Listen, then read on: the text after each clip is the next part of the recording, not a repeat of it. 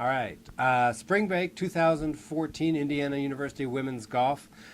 Big trip for the Hoosiers. We've got a 10-day road trip, including 2 tournaments and a lot of sightseeing coast to coast. We start our tournaments this Friday, leaving for the BYU at Entrada Classic. BYU and Entrada at Snow Canyon, host of the 2015 West Regional. The teams that are going to be competing there, kind of looking at definitely a West Coast flavor with Colorado State, host BYU, North Texas, Kansas State. And then we get into some Big Ten's team, Iowa, Minnesota, Wisconsin, Indiana, Cal from the Pac-12, very strong. Weber State, Montana, Dixie State, and Utah Valley will round out the field at the BYU and Entrada Classic. Representing Indiana University at the BYU Entrada Classic, Ana San Juan, Elizabeth Tong, Maria Mancini, Marissa DeCola, and then starting in her first team lineup will be Camille Chevalier. All girls have played extremely well this spring, and then coming off a great weekend in Memphis. So really excited for this team to test their skills out there in the desert of Utah. Snow Canyon at Entrada, it's going to be our first time seeing the golf course, so the best that we can do is some notes and some stuff from different coaches and a lot of Google Earth.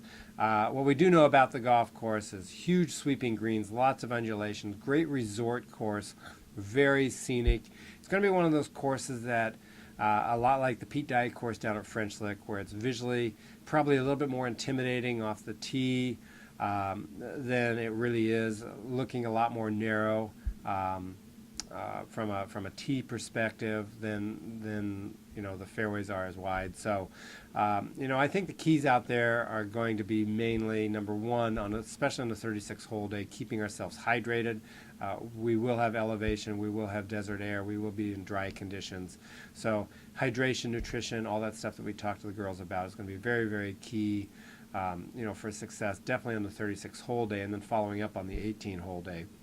The other things that I know about the golf course is, hole locations, obviously with these huge sweeping greens with lots of movement.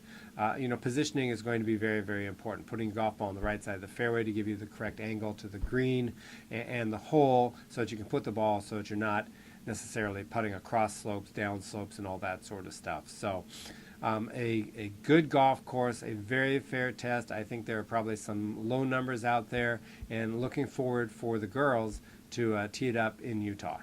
The second leg of the spring break extravaganza 10-day road trip with IU Women's Golf, we find ourselves in South Carolina, in Charleston, at Briar's Creek Golf Club, a very traditional golf club. We go from the high desert of Utah to the lowlands of South Carolina. A members club, private, ultra exclusive, great golf course.